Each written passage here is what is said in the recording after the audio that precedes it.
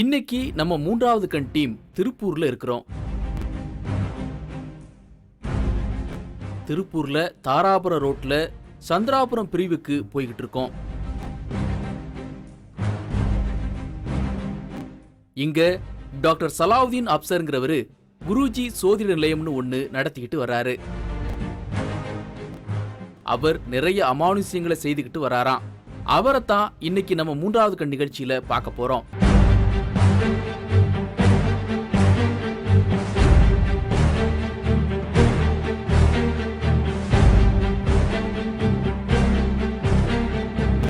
ஒரு மாடியில இருந்துச்சு அவரோட ஆபீஸ். அவர் எடுக்கிற கிளாஸ்ல கலந்துக்கிறதுக்காக நிறைய மாணவர்கள் காத்துக்கிட்டு இருந்தாங்க.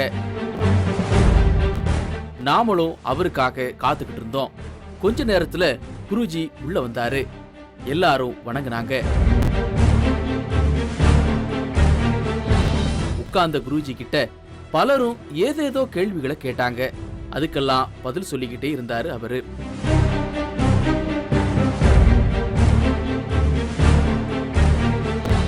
ஒரு டாக்டரா முதல்ல வாழ்க்கையை தொடங்கின சலாவுதீன் குருஜி ஜோதிடம், மாந்திரீகம், ரெய்கின்னு பல கலைகள்ல தேர்ச்சி அடைஞ்சிருக்காரு.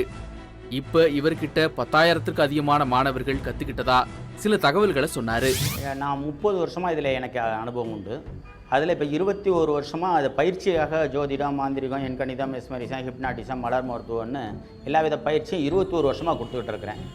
சரிங்களா? அதில் நிறைய பயிற்சி எடுத்துக்கிட்டு இருக்கிறாங்க, மக்கள் எடுத்துருக்காங்க. நிறைய பேர் சிங்கப்பூர், மலேசியா, இது மாதிரி அமெரிக்கா, லண்டன், அது மாதிரி வெளிநாடுகள் இருந்தும் நிறையா பயிற்சி எடுத்துகிட்டு இருக்கிறாங்க. அவங்க பயிற்சி எடுக்கிற எல்லாரும் அவங்கவுங்க தொழிலாக செய்கிற அளவுக்கு, அவங்களுடைய இதுகளை செய்கிற அளவுக்கு பயிற்சி நான் கொடுத்துக்கிட்டு இருக்கிறேன். மாணவர்களுக்கு பார்த்தீங்கன்னா ஒரு 10,000 பேருக்கு மேலே என்கிட்ட படித்தவங்க இருக்கிறாங்க. சரிங்களா? 10,000 பேர்னா ஏறக்குறைய 4-5,000 பேர் தொழிலாக செய்துக்கிட்டு இருக்கிறாங்க நிறையா. இதை பெரும்பாலும் நிறைய பேர் அவங்கவுங்களுக்கு செய்கிற இதுகளுக்கு மட்டும் பயன்படுத்திக்கிட்டு இருக்கிறவங்க இருக்கிறாங்க. தொழிலாளர்களை பெரும்பாலும் இந்த கோயில் வச்சுருக்கிறவங்க, பூசாரிகள், இந்த சித்த வைத்தியர்கள், இவங்கெல்லாம் பயிற்சி எடுத்துக்கிட்டாங்கன்னா நம்மக்கிட்ட இருக்க பயிற்சிகள் மூலயமா நல்ல இதுகளாக கொடுக்கும். இந்த அக்குபஞ்சர் டாக்டர்கள்லாம் இதை பயிற்சி எடுத்துக்கிட்டாங்கன்னா ரொம்ப எல்லாருக்கும் யூஸ்ஃபுல்லாக இருக்கும். அதோட இவர் என்னென்ன பயிற்சிகளை சொல்லி கொடுக்குறேன்னு விளக்கமா சொன்னாரு. ஜோதிட, மாந்திரீக வகுப்புகள்ல இளநிலை, முதுநிலைன்னு பிரிவுகள் இருக்கிறதாவும் அதுல என்ன மாதிரி பயிற்சிகள் கொடுக்கப்படுதுன்னு விளக்குனாரு குருஜி சலாவுதீன் அப்சர். இளநிலை பயிற்சின்னு பார்த்தீங்கன்னா அதில் அருள்வாக்கு சொல்கிறது, பேய்பிசா சொல்கிறது, பில்லி சூனியம் எடுக்கிறது, வைக்கிறது, மைமுறைகள் செய்கிறது, தோஷ பரிகாரங்கள் பண்ணுறது, ஒய்ஜா போர்டில் ஆவிகள்கிட்ட பேசுகிறது, இது மாதிரி மந்திரவாதிக்கு தேவையான எல்லா விஷயமும் அந்த பயிற்சியில் வரும். சரிங்களா? இப்போ அது இல்லாமல் மாந்திரிக முதுநிலையில் ரசமணி செய்கிறது, பாதரசத்தை திடமாக மணியாக உறுதி செய்கிறது, சித்தர்கள்ட்ட பேசுகிறது. சரிங்களா? அது மாதிரி விண்வெளி பயணம், ஆகாய மார்க்கம் சொல்லி விண்வெளி பயணம், நம்ம இங்கே உட்காந்து தியானத்தில் உட்காந்துக்கிட்டே வெளியே போகக்கூடிய இதுகளை பயிற்சி கொடுத்துட்டு இருக்கிறேன். வர்றவங்க எல்லாருக்கும் அதுக்குண்டான இதுகளை பார்த்துட்டு இருக்கிறாங்க. சித்தர்கள் பயிற்சியில் நேராகவே அகத்தியரே வந்து பேசுகிறாரு. இதில் என்னென்னு கேட்டிங்கன்னா, நான் யாருக்கு தீட்சை கொடுத்து அவங்கள பார்க்க சொல்கிறேனோ அவங்க கண்ணுக்கு எல்லாத்துக்கும் அகத்திய பெருமான் தெரிவதாக எனக்கு சத்திய பிரமாணம் பண்ணி கொடுத்துருக்கிறார் அகத்தியர். ஆகையினால அந்த பயிற்சி நான் கொடுக்குற பயிற்சி எல்லாருமே இதுவரையும் யாருமே அது மாதிரி சித்தர்கள்ட்ட பேசுகிற பயிற்சி கொடுக்குறதில்ல. என் பயிற்சியில் வர்ற எல்லாருமே அந்த பயிற்சியை கண்டு மனப்பூர்வமாக சொல்கிறது எனக்கு ரொம்ப சந்தோஷமாக இருக்குது.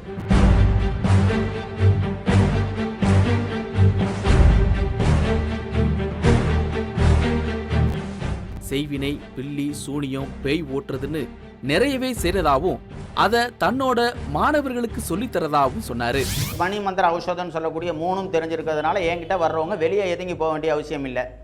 ஜோதிடத்தில் பார்த்தீங்கன்னா ஜோதிடத்தை பார்த்து அவங்களுக்கு வைத்தியம் செஞ்சோன்னா இந்த நோய் இந்த நாளையில் இவ்வளோ நாளையில் தீருங்கிறது ஜோதிடத்தில் தெரியும். அதன் மூலிமா அவங்கள்ட்ட கொடுத்து அதுக்குண்டான முறைகளை சரி செஞ்சு தீர்த்து வச்சிடலாம். நான் பில்லி சூனியம் எடுத்துக்கிட்டு இருக்கிறேன், பேய் பிடிக்கிறேன், பேய் ஓட்டிக்கிட்டு இருக்கிறேன்.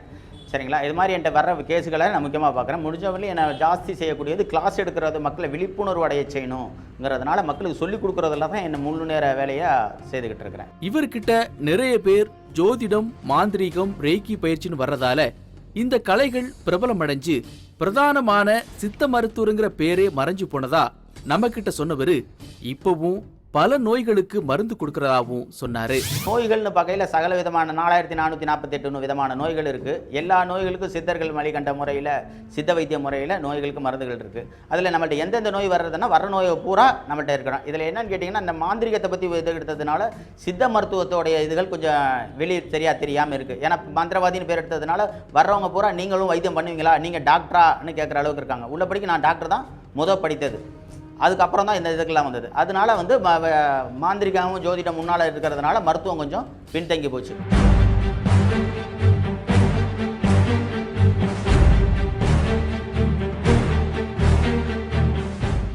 ஆச்சரியமான விஷயத்தையும் இவர் நம்ம கிட்ட சொன்னாரு.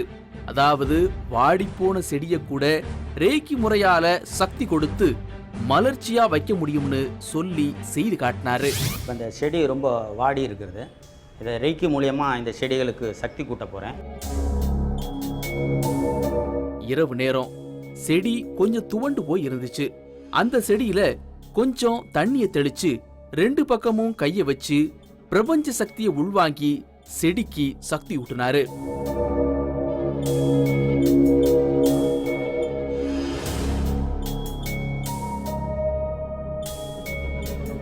கொஞ்சம் கொஞ்சமா அந்த செடியோட இலைகள் மெல்ல மெல்ல மலர்ந்து எழுந்ததை பார்க்க முடிஞ்சது. இதெல்லாம் இல்லாம இவர் தீப வழிபாடு ஒண்ணு சொல்லித்தராராம். அப்படி தீப வழிபாடு செய்யும் போது சித்தர்கள் காட்சி கிடைக்கிறதா சொன்னாரு சலாவுதீன் குருஜியோட மாணவர் கருப்பசாமி. காங்கேயத்துலேருந்து சென்னிமலை போகிற ரோட்டில் அம்மையப்பர் கோயில்னு ஆலம்பாடியில் கட்டிக்கிறேங்க. கோயில் வழிபாடு பண்ணிட்டு இருக்கிறோம் ரொம்ப நாளாக. ஐயாட்ட இப்போ கொஞ்ச நாளாக ரொம்ப நாளாக வந்துட்டுருக்குறோம். வந்ததுக்கப்புறம் நிறையா தெளிவு கிடச்சிருக்கு. அப்புறம் இவர் வந்து தீப வழிபாடுன்னு ஒன்று சொல்லி கொடுத்தாருங்க. தீப வழிபாடு காலையில் அதிகாலை எழுந்து பண்ணும்போது சித்தர்கள்லாம் வர்றாங்க. அதுக்கு முன்னாடி ஐயா வந்து அவர் உடம்பு அப்படியே காய்ச்சி கொடுத்தாங்க.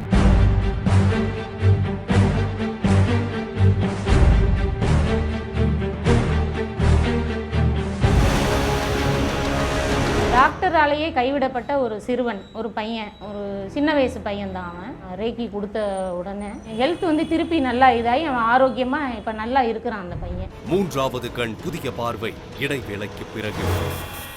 3வது கண் புதிய பார்வை தொடர்கிறது.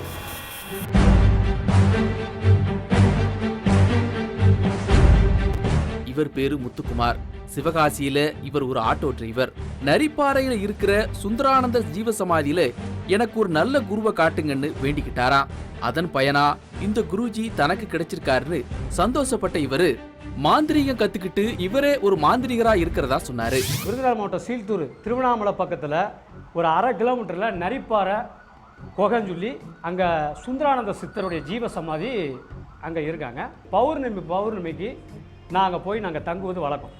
ஒரு வருஷமாக போனதுக்கு பிற்பாடு நான் ஐயாட்ட போகிற வட்டமெல்லாம் நான் கேட்டிருப்பேன், ஐயா எனக்கு நல்ல இந்த கலியுகத்தில் யாரை பார்த்தாலும் பொய் பித்தலாட்டம் பிராடு, எனக்கு நல்ல ஒரு குருநாதர், நீங்கள் ஒரு குருநாதர், எனக்கு நல்ல குருநாதர் வழிகாட்டுதல்படி இன்னும் ஆன்மீக திடலில் நான் இருக்கேன், அது சம்மந்தப்பட்டமா எனக்கு நல்ல ஒரு அற்புத குருநாதரை நீங்கள் தான் எனக்கு காமிக்கணுமா, நானாக போகும்போதெல்லாம் அந்த பௌர்ணமி இரவில் படுத்துக்கிட்டு நான் வேண்டுவது. சமீபத்தில் வந்த என்னுடைய குருநாதர் அற்புத குறிச்சி எனக்கு கிடைச்சதை இந்த ஜென்மத்தில் கலியுகத்தில் நான் பெரும் ஒரு பாக்கியமாக ஏதோ ஒரு பூர்வ ஜென்மத்தில் நான் பாக்கியம் செஞ்சுருக்கேன். அப்போ நான் ஐயாட்ட நான் தனிப்பட்ட முறையில் கேட்குறேன், இந்த மாந்திரிக சம்மந்தப்பட்டதாக உங்கள்கிட்ட கற்றுக்கணும்னு சொல்லி எனக்கு ஆசையாக இருக்கியா அப்படின்னு. அதுக்கு ஒரு பயிற்சி அப்போ நீங்கள் வாங்கன்னு சொல்லி எனக்கு உதவி கொடுத்தாங்க. இப்போ அவர்கிட்ட கற்றுக்கிட்டதில் எடுத்த பயிற்சியில் இப்போ பல வேலைகளை பண்ணிக்கிட்டதில் சக்ஸஸ் அடிச்சுக்கிட்டு இருக்கு.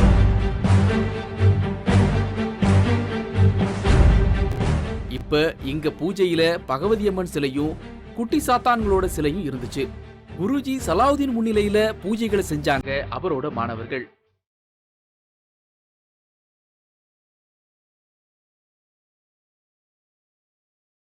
இப்போ இங்க வந்திருந்த ஒரு இளைஞருக்கு நீண்ட காலமா திருமண தடையாம். அதுக்கு பரிகார பூஜைகளை செஞ்சாரு குருஜி. வாழை இலையில அரிசியை கொட்டி அதுல கலசம் வச்சு அந்த கலசத்துல தண்ணிய ஊத்த சொன்னாங்க. அந்த வாலிபர் கலசத்துல தண்ணிய ஊத்தினாரு.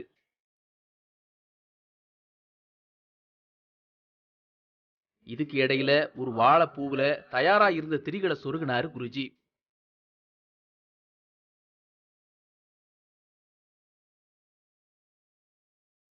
இதுக்கு இடையில இங்க பூஜைகளை செய்த குருஜியோட சீடர் மெய்கிருஷ்ணன்கிறவரு நம்ம கிட்ட பல விஷயங்களை சொன்னாரு. பூஜை பார்த்தீங்கன்னா மாந்திரிக பயிற்சி, ஜோதிட பயிற்சி ரெண்டுமே கற்றுக்கிறதுக்கு வந்திருந்தோம். ஐயா சொல்லி கொடுத்த விதங்களை பார்த்தோம்னாக்க புதுமையாக இருந்தது. பெரியவங்க பார்த்தோம்னாக்க எங்களுக்கு அது சொல்லி கொடுக்கல. அது என்னக்கா அது மறைக்கப்பட்டதாக போயிடுச்சு. நாங்கள் என்ன தெரிஞ்சுக்கிட்டு இந்த சமுதாயத்தில் என்ன ஏதாவது சாதிக்கணும், ஏதாவது செய்யணும் அப்படிங்கிற இதுக்காக ஐயாட்ட நாங்கள் அந்த முறைப்படி அந்த மாந்திரிக பயிற்சி எடுத்துக்கிட்டோம். அந்த மாந்திரிக பயிற்சி எடுக்கின்ற பொழுது அந்த மந்திர உச்சாரணங்களை பார்த்தோன்னாக்க எந்த புக்லேயுமே குறிப்பிடப்படவில்லை. ஐயா தனிப்பட்ட முறையாக அது எங்களுக்கு கொடுத்துருக்காப்புல. அந்த மந்திரங்களை நாங்கள் ஜெபிக்கின்ற பொழுது, அந்த மந்திரங்கள் சொல்லுகின்ற பொழுது எங்களை அறியாமல் பார்த்தோன்னாக்க ஒரு சில வைப்ரேஷன் எங்களுக்கே வருது. அதே மாதிரி கிராமத்துக்குள்ளே பார்த்தோம்னாக்க ஒரு பாடங்கள், எந்திரங்கள் இதை குழந்தைங்களுக்கு நடக்கும், அது பெரியவங்களுக்கு பயந்து வராங்க. இப்போ அந்த மந்திரத்தை பார்த்தீங்கன்னா சித்தி பண்ணதுக்கப்புறம் அந்த மந்திரத்தை சொல்லி அந்த பாடங்கள் போடுகின்ற பொழுது, எந்திரங்கள் கட்டுக்கின்ற பொழுது அது அச்சரங்களே வித்தியாசமாக இருக்குது. ஐயா கொடுத்த எந்திரங்கள் வித்தியாசமாக இருக்குது. அதை ஒரே ஒரு முறையை நம்ம ஏற்றி கொடுத்துட்டோம்னாவே அவங்க முடிஞ்ச அளவுக்கு நல்லாவே இருக்குது அப்படிங்கிற ரிசல்ட் நாங்கள் கண் கூட பார்த்துட்ருக்குறோம். இவங்க பேரு ரஞ்சனா, ராமேஸ்வரத்திலிருந்து வந்திருக்காங்க. குருஜி கிட்ட மந்திரம் கத்துக்கிட்டதை பத்தி சொன்னாங்க. மாந்திரீகம் படிக்கணும்னு எனக்கு ரொம்ப நாளா விருப்பத்தில் நான் வந்தேன். நிறைய தெரிஞ்சுக்கிட்டேன் அதை பற்றி. மாந்திரீகம்னாலே எல்லாருக்கும் ஒரு பய உணர்வு இருக்கும். இதை படிக்கக்கூடாது, இதை படித்தா குடும்பங்கள் விளங்காமல் போகும், முறையாக பண்ணலைன்னா அப்படின்ற சில பயங்கள் இருக்குது. ஆனால் இதை அப்படி இல்லை, மாந்திரீகம் எல்லாரும் படிக்கலாம். அதன் மூலமாக தன் குடும்பத்தில் வரக்கூடிய பிரச்சனைகளை நாமே எப்படி தீர்த்துக்கலாம். சில இதுகளுக்கு குடும்ப பிரச்சனை இருக்கும், குழந்தைகள் சம்மந்தமான பிரச்சனை இருக்கும், எதிர்கால சம்மந்தமான பிரச்சனை இருக்கும்.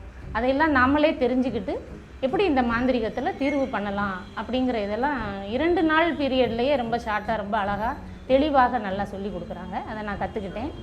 மேற்கொண்டு ரேக்கி பயிற்சின்னு சொல்லக்கூடிய பிரபஞ்ச சக்தியை நம்ம உள்கிரகிச்சுக்கிட்டு அதன் மூலம் மற்றவர்களுக்கு ட்ரீட்மெண்ட் எப்படி கொடுக்கறது அப்படிங்கிற பயிற்சியும் நான் ஐயா கிட்ட படிச்சுக்கிட்டேன். டாக்டராலேயே கைவிடப்பட்ட ஒரு சிறுவன், ஒரு பையன், ஒரு சின்ன வயசு பையன்தான் அவன் ஒரு 3 மணி நேரத்தில் இறந்துருவான், அவனுக்கு இனி ட்ரீட்மெண்ட்லாம் செல்லுபடி ஆகாது, வீட்டுக்கு கூட்டிகிட்டு போகலாம் அப்படின்னு சொன்னாங்க.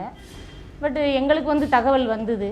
ஸோ நம்ம இந்த ரேக்கிவா இந்த சக்தி மூலமாக நம்ம அவனை இது பண்ணலாமே அப்படின்ட்டு நாங்கள் போய் ரேக்கி கொடுத்த உடனே அவனுக்கு ஹெல்த் திருப்பி நல்லா இதாகி அவன் ஆரோக்கியமாக இப்போ நல்லா இருக்கிறான் அந்த பையன்.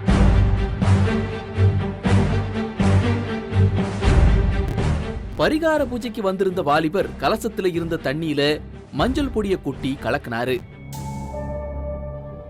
இதுக்கு இடையில வாழைப்பூவுல திரியெல்லாம் சொருகி இருக்க அத அந்த வாலிபர்கிட்ட கொடுத்து கலசத்து மேல தேங்காய வைக்கிற மாதிரி வைக்க சொன்னாங்க.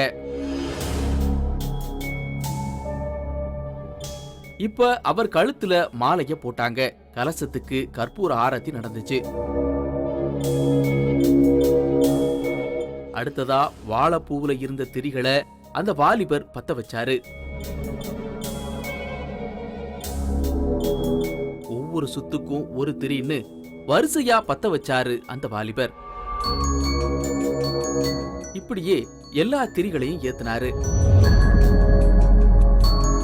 கடைசியா அந்த கலசத்துக்கு முன்னாடி விழுந்து கும்பிட்டாரு வாலிபர். இந்த திருமண தடை நீக்கிற பரிகார பூஜையில இந்த வாலிபரோட எண்ணம் நிறைவேறட்டும்னு எல்லாரும் அந்த கலசத்தையே பார்த்துக்கிட்டு இருந்தாங்க.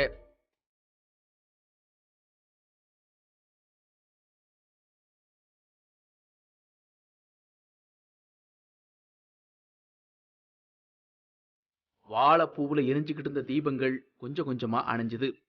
எல்லா தீபமும் அணைஞ்சு முடிஞ்சதும் அந்த வாலிபர் வேற பக்கமா திரும்பிக்கிட்டு, அதாவது கலசத்தை பார்க்காமலேயே எடுத்து வேற ஒருத்தர்கிட்ட கொடுத்தாரு. இப்ப அந்த பூஜை பொருட்கள் எல்லாத்தையும் கலைச்சி எடுத்து வைக்கிறாங்க.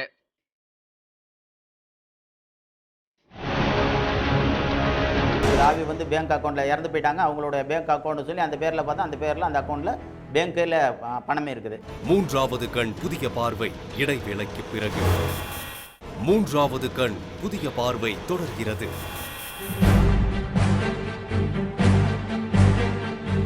விருதுநகர்ல இருந்து வந்திருந்த செல்வபாண்டி குருஜி கிட்ட ஜோதிடம் கத்துக்கிட்டு இருக்காரு.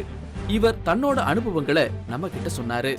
போன ஜென்மத்து விஷயங்களையும் அதில் தெரிஞ்சுக்கலாம், இந்த ஜென்மத்தில் இப்போ நடந்து முடிஞ்சதை பற்றியும் தெரிஞ்சுக்கலாம், நடக்க போகிறதையும் தெரிஞ்சுக்கலாம். அப்படி ஒரு அற்புதமான ஒரு கலைங்க அந்த கலை. முதல்ல இறைவனுக்கு அடுத்து சித்தர்கள், சித்தர்களுக்கு அடுத்து ஜோதிடம் தான் 3வது இடத்த வகிக்கிறது. 9 நவக்கிரகங்கள் தான் இயங்கிக்கிறது.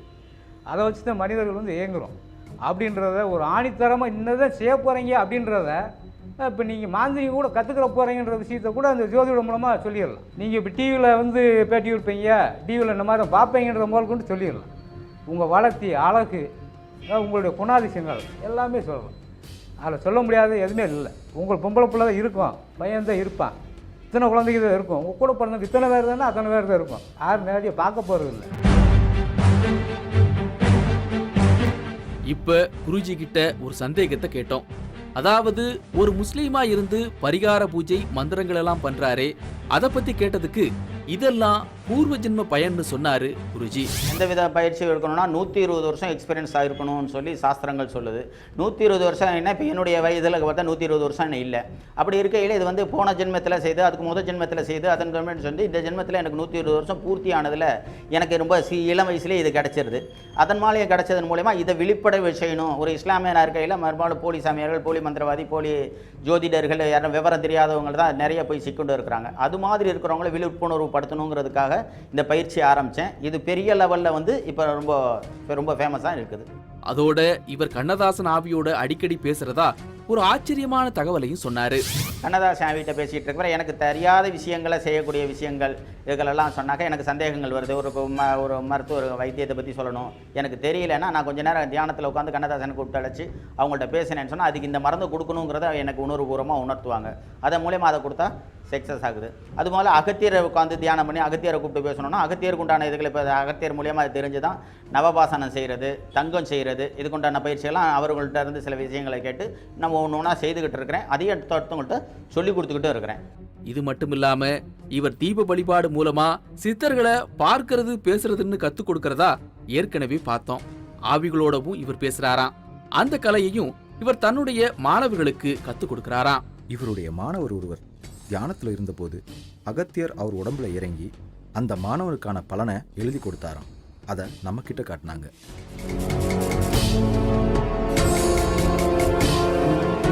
இதுல ஹாய்ஜா போர்ட் ஆட்டோ ரைட்டிங் முறையை பத்தி சில தகவல்களை சொன்னாரு. இப்போ ஆவிகள்கிட்ட பேசுறதுல 4 முறை இருக்குதுங்க. முதல் ஒய்ஜா போர்டு முறையில் பேசலாம், அடுத்தது ஆட்டோ ரைட்டிங் முறையில் பேசலாம், அடுத்தது அடுத்தவங்க மேலே வரவழைச்சு பேசலாம், அதுக்கடுத்தது தாமேலேயே வரவழைச்சு பேசலாம். இந்த அடுத்தவங்க மேலே வரவழைக்கிறதும் தாமேலே வரவழைக்கிறதும் பக்க விளைவுகள் நிறையா உண்டு. ஒவ்வொருத்தருக்கு வந்துட்டு திருப்பி அந்த ஆவிகள் போக மாட்டேங்கிற இதுகள் இருக்கும். ஆகையினால ஒய்ஜா போர்டு முறை இளநிலை பயிற்சியிலையும் ஆட்டோ ரைட்டிங் முறை முதுநிலை பயிற்சியிலையும் என்கிட்ட கொடுத்துக்கிட்டு இருக்கிறேன். அதுக்கப்புறம் வந்தாங்கன்னா அது அவங்களே பயிற்சி எடுத்து முதுநிலை பயிற்சி எடுத்துட்டாங்கன்னா அவங்களே அதை கொடுத்து அடுத்தவங்க மேலே கூப்பிட்டு பறக்கிறதுக்கும் அவங்களுக்கு உண்டான திறமை அவங்களுக்கு அதிலே வந்துடும். அது பயிற்சி பூராமல் அவங்கள்ட்ட சொல்லி கொடுத்துட்ருக்கலாம். இப்படி ஆவிகளோட பேசி என்னென்ன அற்புதங்கள் நடந்துச்சுன்னு கேட்டோம். கிளாஸ் நடக்கிற கிளாஸில் வர்றாங்க, பயிற்சிக்கு வர்றாங்க. ஒவ்வொருத்தருக்கு இப்போ 1000 பேர் வந்திருக்காங்கன்னா 1000 பேருக்கு 1000 ஆவி பிடிச்சி கொடுத்துருக்குறேன். ஒவ்வொருத்தரும் ஒவ்வொரு ஆவியை எடுத்துகிட்டு போவாங்க. அந்த ஆவிகள் மூலயமா அவங்க வர்றவங்க எல்லாருக்கும் அந்த ஆவிகள்கிட்ட பேசி அவங்க பல நன்மைகளை செஞ்சுட்டு இருக்கிறாங்க. பல பேங்க் அக்கௌண்ட்டை சொல்லி இருக்குது. ஆவி வந்து பேங்க் அக்கௌண்ட்டில் இறந்து போயிட்டாங்க, அவங்களோட பேங்க் அக்கௌண்ட்டு சொல்லி அந்த பேரில் பார்த்தா அந்த பேரில் அந்த அக்கௌண்ட்டில் பேங்க்கில் பணமே இருக்குது. அது மாதிரி இதுகள்லாம் நிறையா அமானுஷங்கள் நடந்திருக்குது. இப்போ ஒரு முக்கியமான விஷயத்தை செய்து காட்டுறதா சொன்னாரு குருஜி. அதாவது வசிய விபூதி செய்து காட்ட போறதா சொன்னாரு. அவரோட டேபிள்ல சின்ன சின்ன பிளேட்டுகள்ல தனித்தனியா பவுடர் மாதிரி இருந்துச்சு. பக்கத்துல 2 பாக்கெட்ல விபூதி இருந்துச்சு. இதுலதான் வசிய விபூதி செய்ய போறதா சொன்னாரு குருஜி. இப்போ வசிய விபூதி செய்கிற முறை ஒன்று பார்க்கலாம். இப்போ இதில் ஒரு 2 கிலோ நல்ல வாசனை உள்ள விபூதி 2 எடுத்து கொட்டிக்கலாம். ஒரு பெரிய பாத்திரத்துல விபூதியை கொட்டினாரு. அது கூட பிளேட்ல இருந்த பஸ்பங்கள் பேரை சொல்லியபடியே விபூதியில அதையெல்லாம் கலந்தாரு.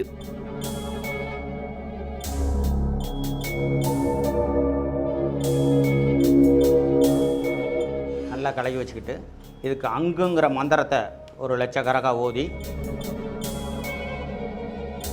இப்ப வசிய விபூதி ரெடி. இந்த வசிய விபூதி எதுக்கெல்லாம் பயன்படும்னு சொன்னாரு குருஜி. வசிய விபூதின்னு பேர். இதை வச்சுட்டு போனீங்கன்னா ஆகாத காரியங்கள் எதுவுமே கிடையாது. உதாரணமாக பார்க்குறோன்னா ஒரு பொண்ணு வர்றாங்க, பார்த்துட்டு ஓகே ஆகலைங்கிற இடத்துல இந்த விபூதியை வச்சுக்கிட்டு அந்த பொண்ணு உட்காந்துருந்துச்சுன்னா அந்த பொண்ணுக்கு காரியம் நிச்சயிக்கப்பட்டுரும். கோர்ட்டு கேஸு வழக்கு வம்பு வழக்குகளில் இந்த விபூதியை வச்சுக்கிட்டு போனாங்கன்னா அவங்களுடைய கேஸு இவங்க பக்கம் ஜெயிக்கும். இந்த விபூதியை வச்சுக்கிட்டு போகிறாங்கன்னா வியாபாரம் நல்ல விருத்தியாகும், போகிற காரியம் ஜெயமாகும். எல்லா விதமான நல்ல காரியங்களும் இதை வச்சுக்கிட்டு பயன்படுத்திக்கலாம். இவர் கொடுக்கிற முக்கிய பயிற்சின்னு பார்த்தா விண்வெளி பயணம்ங்கிற ஆஸ்ட்ரோ டிராவல். தியானத்தின் மூலமா நினைச்ச இடங்களுக்கு போய் வர முடியும்னு, அங்க இருக்கிற சூழ்நிலையை இங்க இருந்தே அனுபவிக்க முடியும்னு சொன்னாரு குருஜி. பஞ்சபூதங்களுடைய சக்தியை நம்ம எப்படி கிரகிக்கணும், இதெல்லாம் கிடைக்கிறது பஞ்சபூதத்தை தியானத்தின் மூலியமாக தான் கிடைக்க முடியும். அந்த தியானத்தில் எப்படி பண்ணணுங்கிறத சொல்லிக் கொடுக்குற பயிற்சி அது ஒன்று செய்கிறேன். அது பயிற்சி அளிச்சுட்டு அதன் மூலியமாக அவங்கள நானும் கூட உட்காந்து தியானத்தை உட்காந்து என் கூட உட்காந்து தியானம் பண்ணாங்கன்னா அவங்கள விண்வெளி பயணம்னு சொல்லி அஸ்ட்ரோ ட்ராவல்னு சொல்லுவாங்க. அந்த இதுகளுக்கு வெளியே கூட்டிகிட்டு போகிறது வழக்கம். இப்போ இது மாதிரி கன்னியாகுமரி, வெள்ளையங்கிரி மலை, சதுரகிரி மலை, இந்த மூலிகைகள் எங்கே இருக்குது அவங்க மூலியமாக அந்த தியானத்திலே இந்த மூலிகை இந்த இடத்துல இருக்குங்கிறது தியானத்தில் நாங்கள் உணர்வோம். அந்த இடத்துக்கு போய் பார்த்தா அந்த மூலிகைகள் இருக்கும். சரிங்களா? என் கூட வரையில் ஒவ்வொருத்தரும் கொல்லிமலைக்கு போயிட்டு வந்ததாக வந்து சொல்லி வச்சுருக்கிறாங்க. இதுவரையிலும் எந்த ஊருக்குமே போகாத ஊருக்கு நான் கூட கூட்டிகிட்டு போயிட்டு அந்த ஊரெல்லாம் பார்த்து அவங்க அனுபவிச்சுட்டு வந்ததாக சொல்லியிருக்கிறாங்க. அந்த மாதிரி இங்க தியானத்துல இருந்தபடியே குற்றால அருவி, அகத்தியர் மலைன்னு பல இடங்களுக்கு ஆஸ்ட்ரோ டிராவல் மூலமா போய் வந்ததா சொன்னாங்க ரஞ்சனா. ஆஸ்ட்ரோ டிராவல் அப்படின்னு சொல்லக்கூடிய இங்கிருந்தே தியானத்தின் மூலம் பிற இடங்களுக்கு எப்படி நம்ம போய் வரலாம் அப்படின்ற ஒரு முறையும் சொல்லி கொடுக்குறாங்க. அதுவும் நான் பயிற்சி எடுத்திருக்கிறேன், போய் வந்திருக்கிறேன். இந்த மாதிரி குற்றாலம், அகத்தியர் மலையெல்லாம் தியானத்தின் மூலமாக நான் போய் வந்திருக்கிறேன். இப்ப இவருக்கு வயசு 53. சரியா 62வது வயசுல ஜீவசமாதி அடைய போறதாவும், அதுக்காக பிரமிட் வடிவத்துல கட்டிக்கிட்டு இருக்கிற ஜீவசமாதியை பார்க்கலாம்னு கூப்பிட்டாரு. நேரம் இல்லாததால மறுநாள் போய் பார்த்தோம். இந்த ஜீவசமாதிங்கிறத நம்மளுடைய இதில் 62வது வயசுல ஜீவசமாதி அடைவதாக அகத்தியர் எனக்கு சொல்லியிருந்தாரு. அதுக்கப்புறம் இப்போ அதை கட்டணும்னு ஆரம்பிக்கிறதுல இப்போ பிரமிடு மெத்தடில் நம்ம அதை கட்டிக்கிட்டு இருக்கிறேன். இப்போ வேலை நடந்துக்கிட்டே இருக்குது. இவர் ஜீவசமாதி அடைஞ்சதுக்கு பிறகு இங்க வந்து 21 நாள் தியானம் பண்றவங்களுக்கு எல்லா விதமான சக்தியும் கிடைக்கும்னு சொன்னாரு. ஒரு வித்தியாசமான அனுபவத்தை தெரிஞ்சுக்கிட்ட திருப்தியோட அங்கிருந்து கிளம்பணும். இப்படிப்பட்ட அமானுஷங்களும் ஆச்சரியங்களும் உங்கள் பகுதியில் உள்ளதா? உடனே தொடர்பு கொள்ளுங்கள். வேந்தர் டிவி 35 3வது பிரதான சாலை, கலைமகள் நகர், ஈக்காட்டுத்தாங்கல், சென்னை 6,32,000. தொடர்புக்கு 8939827085.